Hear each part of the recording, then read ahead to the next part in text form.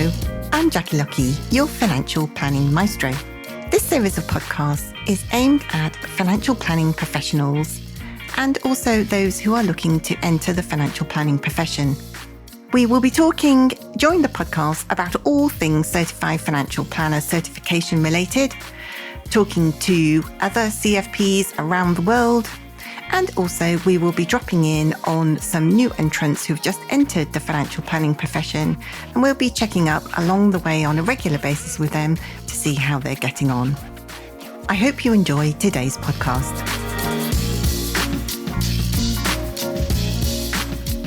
Hello and welcome. I'm Jackie Lucky, your financial planning maestro. And today we are talking about the Certified Financial Planner assessment and becoming a CFP professional. And I'm joined by a very special guest and a good friend of mine, Dan Boden, who is the MD of Abode Financial Planning. Hello, Dan. Hi, Jackie. Good to speak to you.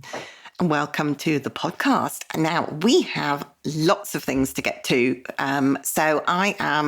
We're going to talk about all your journey to become a certified financial planner and also some knock-on effects, some business-related aspects, hopefully along the way. And I know that you have got lots of tips and experience to share with our listeners today. So I am going to get cracking straight off the bat and ask you a little bit about how you got into the financial advice and financial planning profession in particular. Okay, so unlike most, I didn't fall into financial planning actually. So I was working in a sales job in my kind of mid to late 20s, and I was just looking for something a bit more professional, something that you needed to be perhaps do some qualifications in, and somewhere, well, basically a more promising career. And a friend of a friend suggested financial advising as it was then, and how I would go about getting into that. So I took it upon myself to do the CF exams. So I did, I think, CF 1 to 5, which got you the diploma. Yep. I did those in 5 months in my spare time, and then started applying for trainee roles at that point. Wow. The only challenge is I got the email through to say that I'd qualified and got my diploma through, and it was the 8th of August 2008. So when I started to try and apply for some roles, they were started to be quickly pulled left, right, and centre. So yeah, it was a bit of a challenge, and I had to wait another couple of years until I actually got into the profession and found a job, a trainee job at that stage. Oh, wow. Well, that's not good for you at the time, but good that you kept persevering. And so what happened? You got your first trainee job, and then you kind of, got the bug for it and thought, this is the profession for you long term. Yeah. So it was a trainee IFA role I started. It was May 2010. I worked at a company called Ensley Insurance. And they had an independent financial advising arm, and they were offering trainee roles. So it was basically you started out selling life and critical illness and income protection insurance on the telephones. Yeah. And what they then did is supported you through examinations, so you could start to give regulated advice. So after, a good year or something like that, I just continued with the journey there, progressed a little bit, and then managed to become a fully fledged independent financial advisor at the company. It was very much telephone based. It wasn't particularly holistic planning. It was more of a focus on sales, perhaps, but it was a really good grounding in the industry, in the advice giving process, and obviously to give advice, compliant advice. Yeah. So it was a really good place to cut your teeth. Yeah. So then thereafter, I went to a firm in Worcestershire, an IFA firm in Worcestershire, called English Mutual, and started to work there. So yeah, that was my first foray into proper financial planning with a company full of established advisors. Yeah, and those guys, I guess, both of those first early days employers were good reputations for lots of training and support for their staff. And, it sounds like you felt that support and you got lots of support from both organisations. Yes, yeah. So much more so Ensley, because I'd already done I was already diploma qualified, which was quite, I guess, a bit unusual for them. So they typically would take somebody on with no exams and then put them through them all. But I was already, a little bit ahead of that. So the next exams that I would have done were the AFs at the time. So yeah. They supported you from financial wise, and they did have training programs, which was great. And obviously we were learning everything about the industry at that stage. And English Mutual, it was very different actually. So it was it was a self-employed role. Mm-hmm. So it was learning more about the advice process, but having to learn about it fast because there was, no salary. You only got paid about the fees that you brought in. So, it was a case of trying to build your client bank from scratch, really, which was pretty steep learning curve. Yes, I can imagine, especially with no basic salary. Then you're in at the deep end from day one, aren't you? Essentially, learning and advising, as you go. Yeah. Those were hard yards, but yes. Learned a lot, met a lot of great people. Still in touch with today, and it's served well for the rest of my career, I think, as well. And so, fast forward a few years, what attracted you and how did you come across the CFP? So you got all of your, your advanced CII exams, didn't you? And, at what point did the CFP kind of come up on your horizon?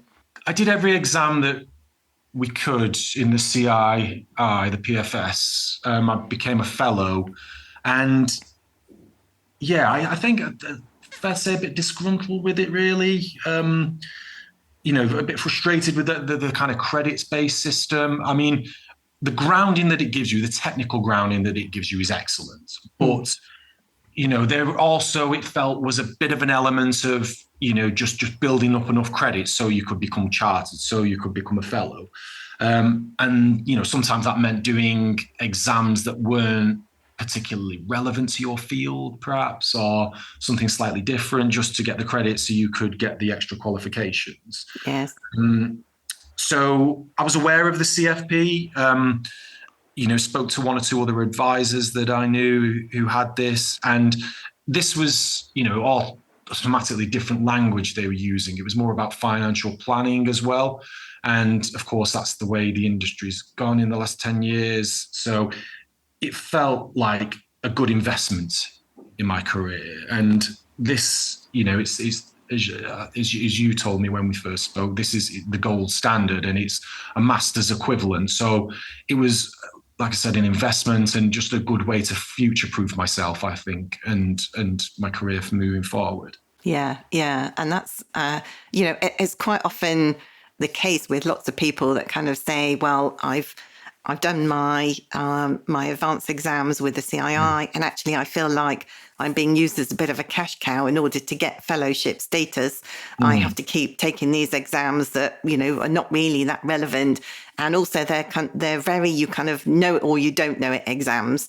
They're not really testing too much in the way of holistic financial planning, are they? Because they're honing in on very specific areas. So you get that depth of knowledge, don't you? But in each exam, you don't get a huge breadth of knowledge, I guess.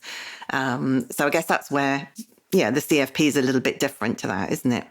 Yeah, and I'm positive I wouldn't have passed the CFP had I not had a solid technical grounding with, a lot of experience as well. So, the CIA exam's wonderful, like you said, they're very good to build up your technical knowledge.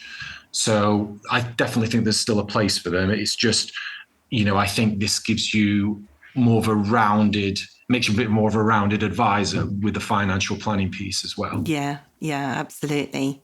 So let's get into it then. So I guess if you were a fellow then, am I right in thinking that you didn't sit the level 6 exam? Did you do the bridge assessment instead? I did the bridge assessment. Yes, that was something. Yeah, it's kind of a bit of a fast track to enable me to sit the level 7 case study. Yes. And so for those of you who are kind of listening and thinking, what on earth are they talking about? I'll just explain briefly.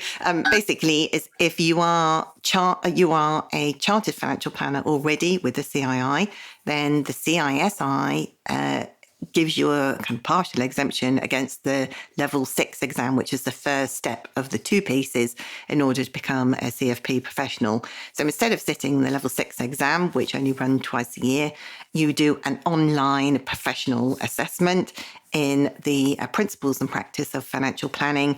And it's an online, it takes about 13 hours or so, 2 separate tests, I think. And you get 2 bites of the cherry to pass that for your submission fee. Then once you have passed that, you are then eligible to go straight on to the level 7 case study at, the next quarterly window or whenever you choose after that. And so that's exactly what you did, wasn't it, Dan? Did you go straight on after passing your professional assessment? I did, yes. But before I undertook those professional assessments, I spoke with a few people because that was always the end goal, to get the CFP. So I spoke with yourself, I spoke with some other advisors to really understand specifically what was involved with the case study and how long it might take, and just to really kick the tires on it, because if I was going to start it, I was going to be committed to it and wanted to really make sure I was putting myself in the position to pass it. So once I thought actually I would have the capacity to do this, then I started it. And I'd be really interested to hear what the other advisors said to you. I mean, everybody's going to know what I would have said to you, but what did those other people say to you? The message was that it's definitely a worthwhile endeavor. Yeah. And that it's something that I wouldn't regret doing. And that is absolutely true. Yeah. Another point was that it's hard work. And that is something that I can confirm. It absolutely is hard work, but it is worthwhile. And as we said earlier, it does complement the other exams and the other technical knowledge that you have. So I do think it is a worthwhile thing to undertake for sure. Excellent. So you got your level 7 case study, and tell us a little bit about how you approached it, how you set the time out, all of that, from that day one of that case study landing in your inbox. Okay, so before it landed in my inbox, I already made the choice to go on a course, and I was fortunate to join your course, which I wouldn't have been able to do it, I don't think, without having that extra support. So that was really good for me. Otherwise, it was making sure I had a lot of thought and put a lot of planning into when I was going to do it.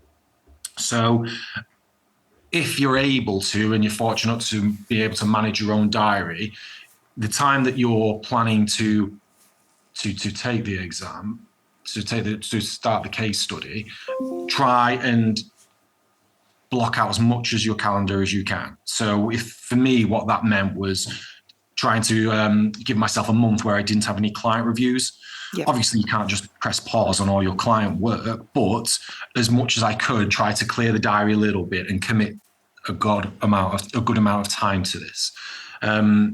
So it was getting well prepared from my calendar, and it was going on a course like yourselves, which was really valuable for me. Great. That's good to hear. That's 50 quid IOU. So what were your highs and lows going through the assessment process of, building that financial plan? Were there any particularly tricky bits and you thought, oh my goodness me, that's where the support came in the most valuable? Or perhaps any bits where you thought, oh, I can't, what's Jackie talking about? She's making a fuss over nothing. I'm just going to get on with it. The things that I found most difficult were initially just understanding exactly what they were looking for. Mm-hmm. How much detail do you need to go into here? And I started thinking, surely they won't be thinking that you need to go into that level of detail, but they absolutely do. So having yourself there to guide me through that and ask those questions about, okay, so what are the types of things that they're looking for here, and how much detail do I need to go into, and what other considerations might I need to think about with this area. So that was, just learning about what they're expecting from us. Otherwise, it is quite a mammoth body of work. So that was quite challenging too, to stay focused, to commit time to it, to keep going back to it, and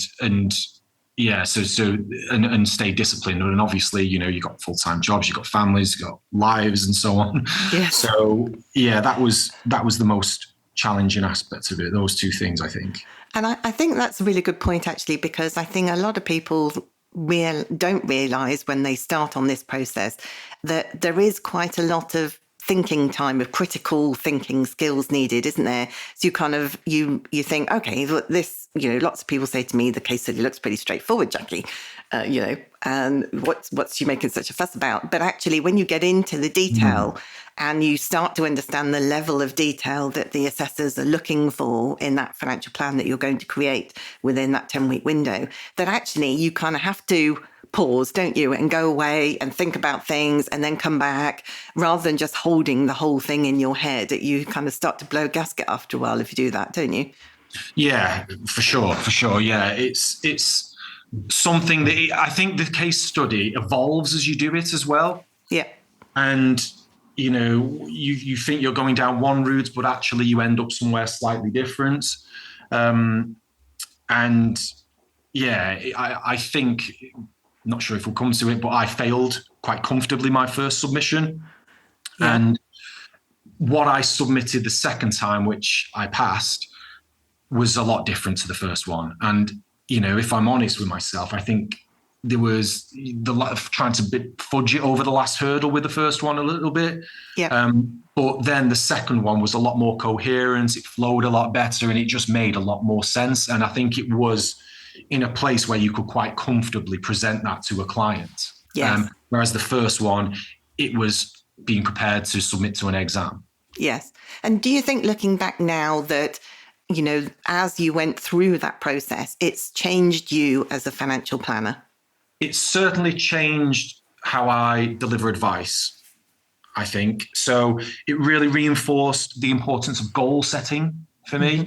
And at Abode, what we do now is we actually separate out a financial plan from the suitability report.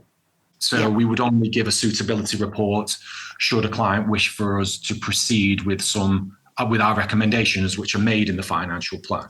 Yes. And that's been really well received from clients as well. So yeah, that's something those are the main things that it has changed. So having the grounding, having done the case study, that certainly fed into our financial plan, the deliverable that clients get now at Abode. Yes. And do you talk to clients at Abode about assumptions? My favourite subject, as you know. Yes. So in the financial plan that we give, we would provide the assumptions and what we've used them for, and just a bit of rationale around those. To be fair, we don't get a lot of pushback or comments on that.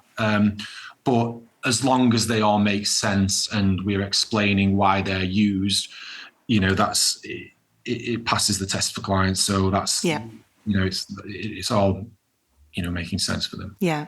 And did you use assumptions before you did the CFP? Yes, we used assumptions, but only in Voyant. So I'm a Voyant user. We use that with every client. So having those, from a kind of due diligence compliance process position, we would record and explain why we would use certain assumptions, but they're already pre-built in. So yes, we would use them, but here with the financial plan, we would document them and perhaps provide a bit more explanation for them if need be. Yeah, why you're doing what you're doing, why you're picking what you're picking, that kind of thing.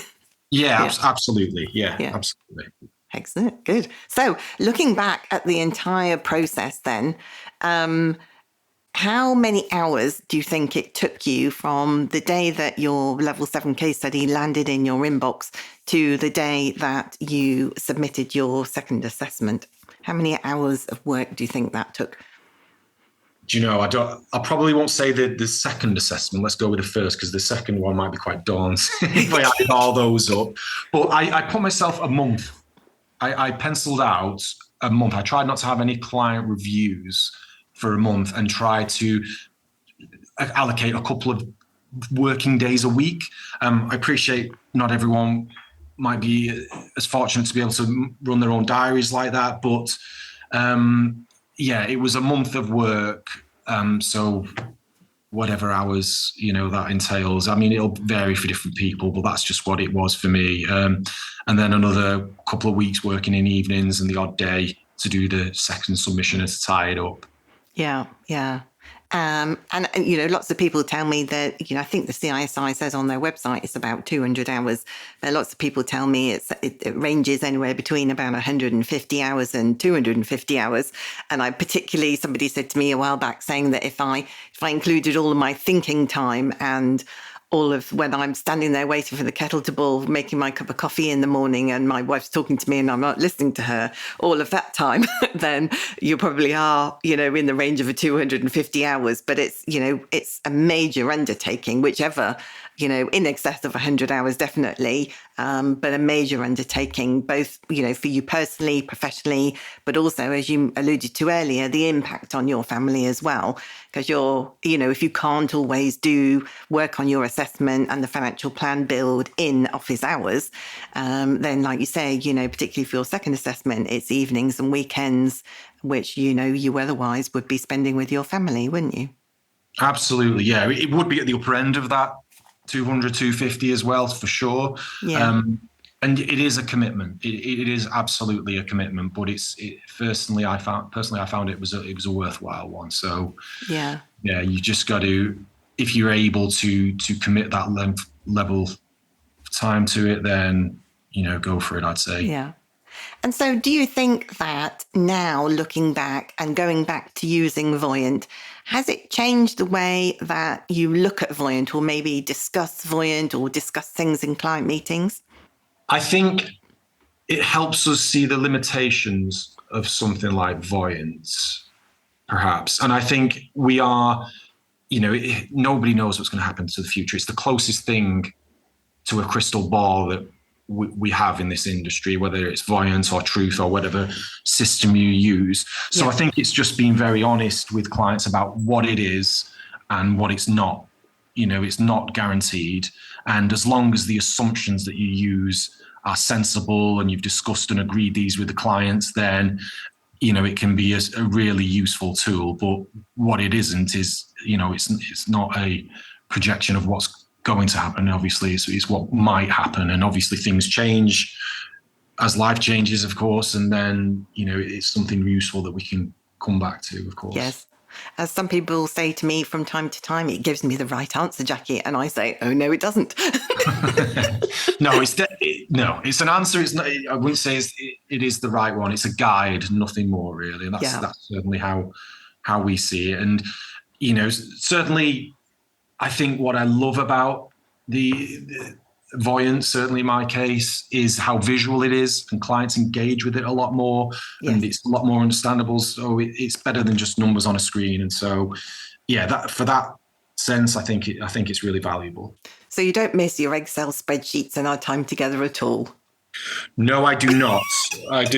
But, it wasn't unenjoyable. It was hard work, but, anything worthwhile, it always is, isn't it? So, I'd do it again, but I don't think I would change anything, to be honest with you. I'd do the course again. It's just necessary. You have to put the time, and there's no shortcuts. There's no way around that. Yeah, absolutely. So we are nearly out of time today. This conversation has gone super quick, Dan. I could talk to you all day, but let's wrap things up and let me ask you one final question for those people who are thinking about embarking on their journey to become a CFP professional. Do you have any tips or any advice that you would like to share with them? Yeah, probably already mentioned it actually, but yeah, set time aside. That's really crucial, I think. So figure out if you've got something bigger on in the end, toward the end of the year, figure out what submission, when in the year the submission makes most sense for you personally. And if you're able to organize your calendar to give yourself a bit of extra time during the day, then go for that. I'd say do a course. Yours, I enjoyed having somebody who's been there, seen it and done it, and, give you a bit of tough love now and again is certainly valuable for me. And lastly, it's just do the work, put the hours in. There's no other way around it, really. Nobody's going to do it for you. So it's just do the hard work as well. Yes, some great tips there, Dan. Thank you very much. And it's been an absolute pleasure to talk to you today. Thanks very much for joining me. You're welcome, Jackie. I'd love to speak to you.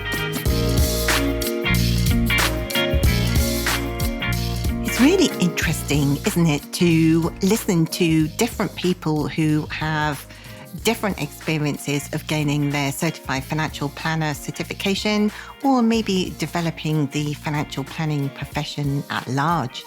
If you know anybody who you think might be interested in listening to any of these podcasts, then please do pass on our details. That's it for me. I hope you've enjoyed today's episode. See you again soon. Bye for now.